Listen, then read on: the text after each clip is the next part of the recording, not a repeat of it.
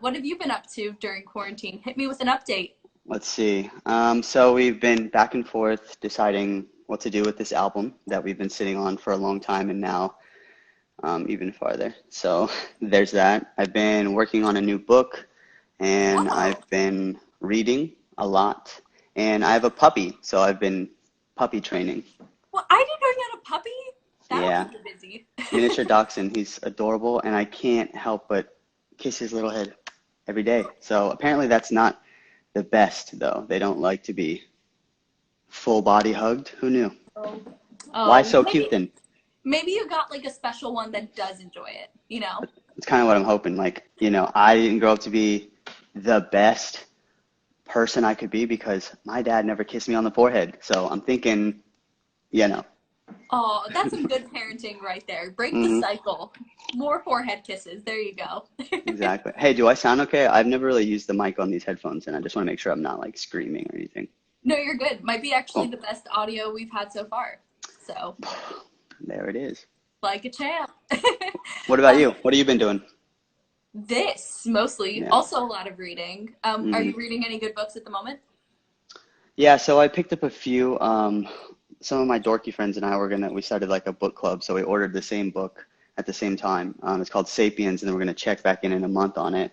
We got a lot of like boring stuff, like finance books. I just finished Interview with the Vampire, just real nerdy shit over here. So, Yeah, I see the stack behind you over there. So definitely oh, a lot does of he them. read? Yeah, yeah. But that's awesome. And I know, like you were mentioning, stuff going on with the band and releases, hmm which obviously I think everyone's world has turned a little upside down. Everyone in a Yeah, band. But you guys, as far as I know, have more music coming out this month. Yeah. yeah, we are putting out. What is it? 14 days now. I think we're gonna put out another single. Well, not Ooh. think. That's definitely what's happening. Yeah. And there was one Uh, last month, right? Yeah, and then we put out Foolish Believer last month and announced that we're like a real band again. I mean, we've always been a real band, but the internet likes to speculate. So we're fine. We're doing well, and like I said, we have a whole ass album that we've like been sitting on, and we're just trying to figure out what to do with. But we said instead of delaying it, we're just going to keep with the plan. And despite not being able to tour and having to cancel the tour or prolong the tour, we set it off. We're still going to keep it going. So we're going to put out another song this month and probably be announcing an album really soon, which is Ooh. exciting. Just I can feels tell by weird. the eyebrow raise you're stoked. I'm I'm super excited. It's been quite a long time, and it feels if it's kind of nerve-wracking. It feels like I forgot how to do this sort of thing. Like I'm giving all like we're in the press junket right now, so we're doing a lot of like, oh, can I get a quote about the album? And I'm like, oh shit, what's cool? What's Well, cool to say? the nice thing is no pressure here. We're just hanging. I don't need any Exactly. fancy No, quotes this about is the nice. album. Yeah. You're like, And how has it been though? It's a different approach now to be releasing mm, music and not have a tour coming up and not be able to yeah. do things in person with fans. So how has your energy been going into this album being a little bit different now? So it was super strange, given the scenario, because we finished the album. It was going to be coming out on our old label. Right. Then that label got bought, and so we signed to a new label. So we're kind of in the midst of signing to a new label, coming back out into the music world, and then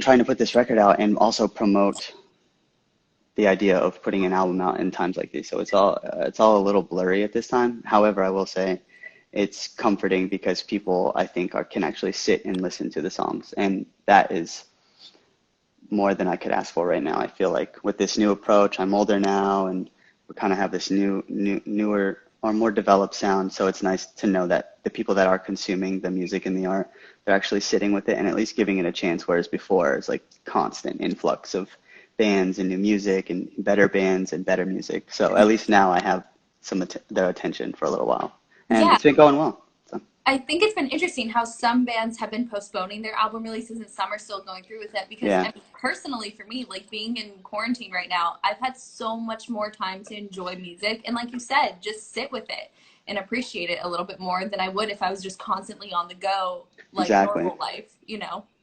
Well, So that's the it's like, thing. It's like it almost forces you to overanalyze and overthink it, and in that sense, you just kind of consume it and you're like, that was good. And you either listen to it again or you just listen to it a month from now and you're like, oh shit, I forgot that that was put out. So at least right now, the streams on just one single with obviously no tour push or anything like that are doing very well considering, and something like that, it excites me for the future despite all this Yeah. quarantine nonsense. Yes. I mean, attention spans are normally short, but I feel like we at least have a little bit more of an attention span now. I mean, I'm reading more books than usual. You know, that's not something I did Right, before. So, yeah, it'll be cool to exactly. see the way it's received now, Mhm. especially considering you guys do have such thoughtful lyrics. And the last song, too, was so, I don't know, I feel like it was pretty empowering. Yeah, So, I mean, that was the goal at least. yeah, yeah. Well, achieved at least for me. Yeah, no, But thank you. what's kind of the vibe going into the next single? And um, I don't know. I just want to know just kind of how you're Yeah. hoping that with this new circumstance, your music is going to impact people if it's a little bit different now. Yeah, so the overall tone of the whole record is I think way more adult. I mean, it's less boohoo me and more empowering to the struggling person, you know. So I wrote it in a sense of it's vague, but the music is consumable. So anyone can listen to it and they're going to say, this sucks or I like this a lot. So on the surface level, I feel like we are trying to step into that like pop rock band. But then for all the sad people like me and the people that want to dive deeper into their music, it's there. You know, I took the approach of making all the choruses impactful. So since I've been into like writing short stories and poetry for the past 2 years, I kind of took the angle of writing the album like that, where there's an overlying tone that when you get to the stop or the arc of the story, the same with the songs, it's kind of like, oh shit, that hits a little deeper than it should, without it feeling like this is artsy, you know?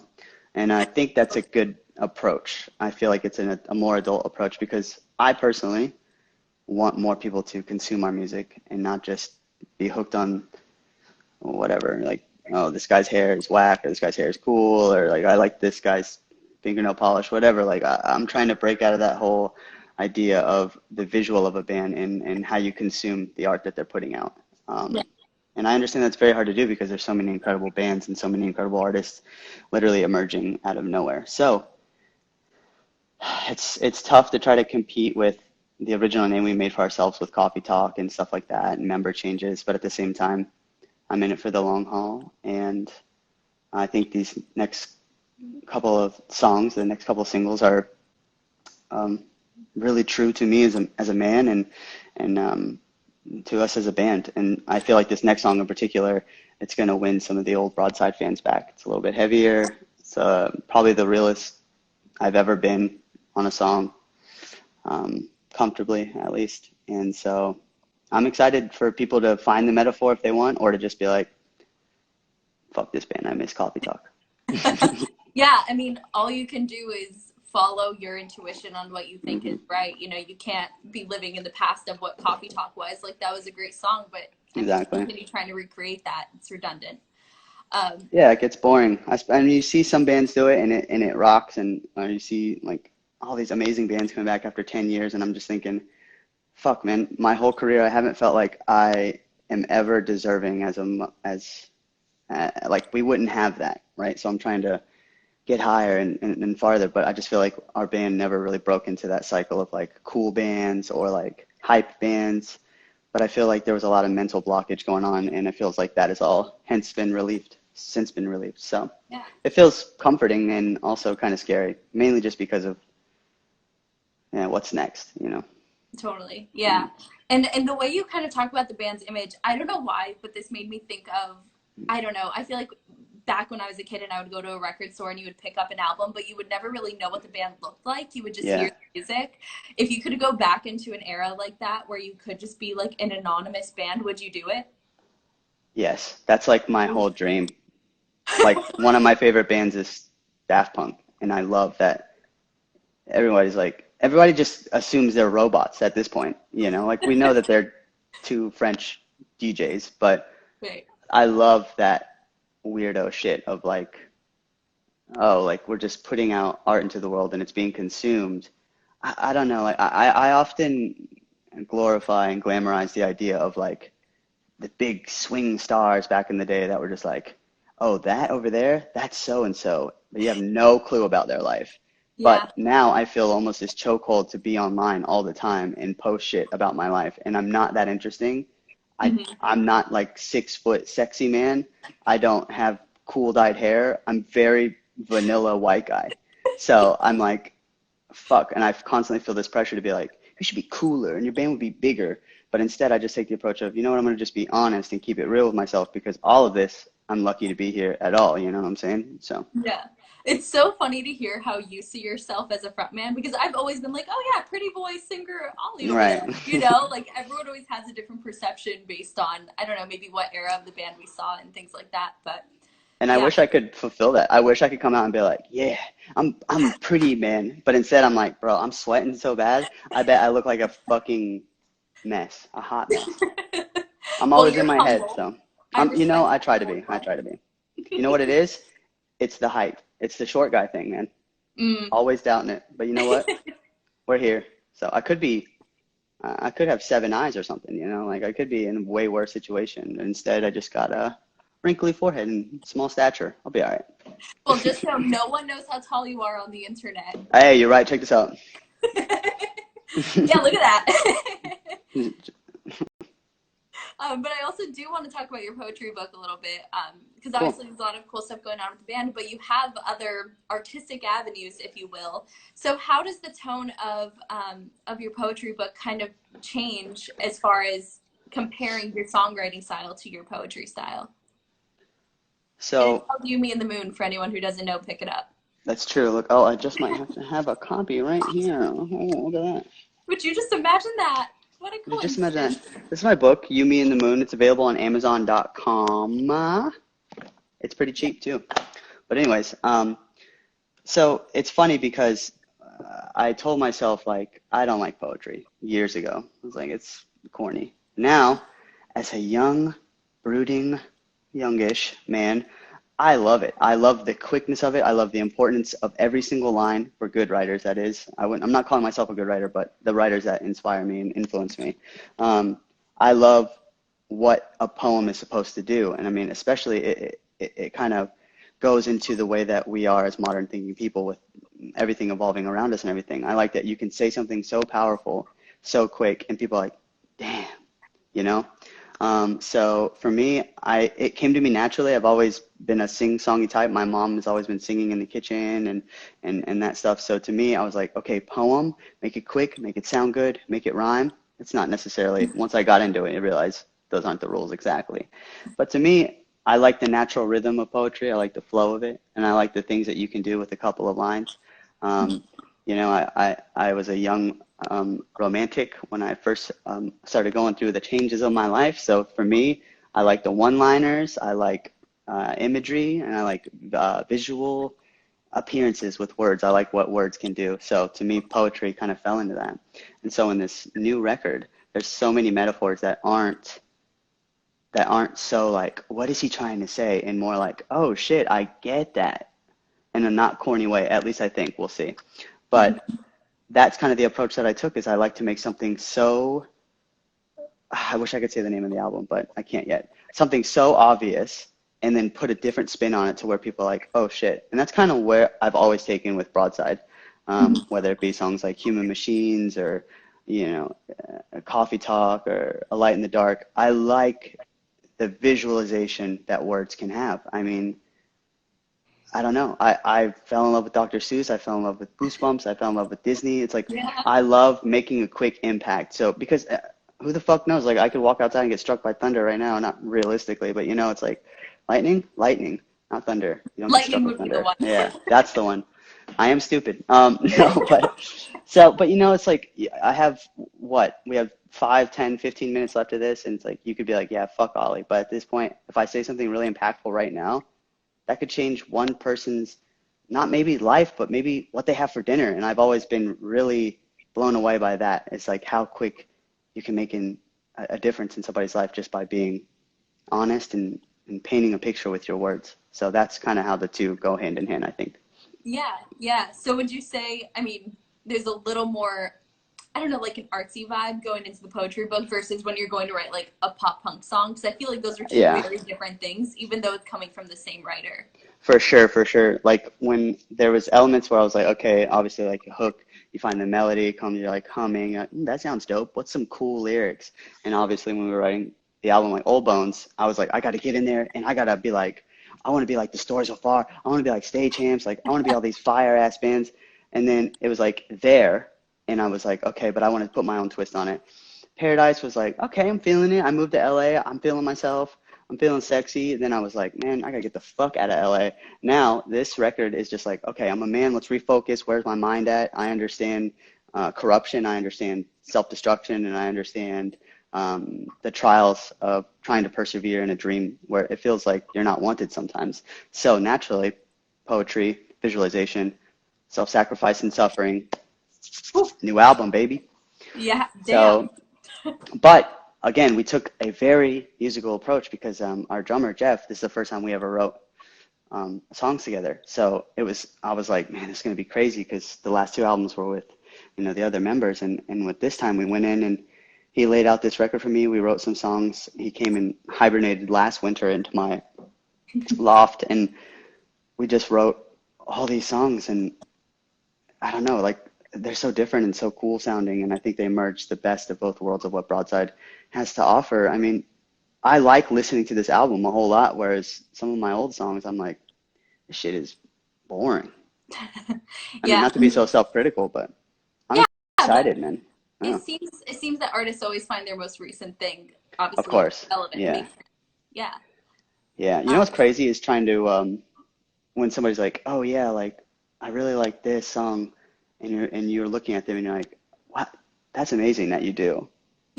I could go my whole life without ever hearing that song again.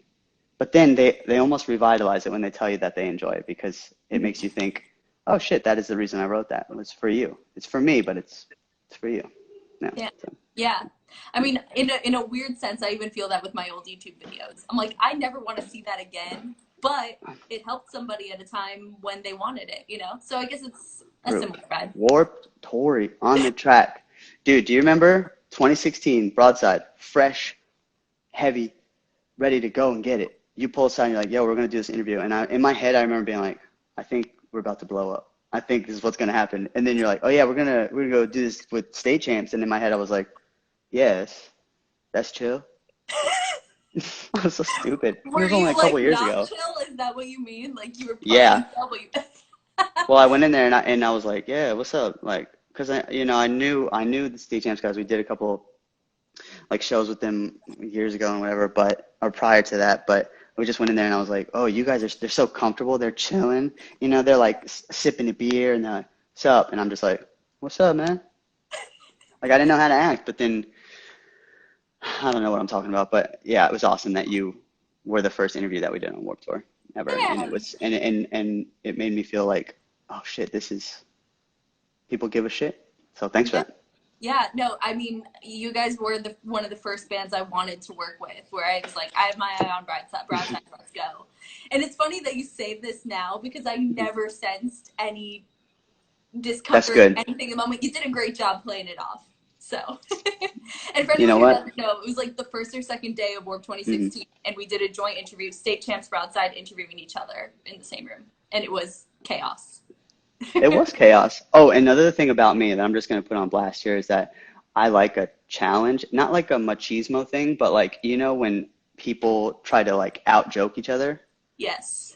that's like, don't ever come for me because I am very witty. So like, they were all very witty and I was like, and then I remember my band being like, Ollie, chill the fuck out, dude.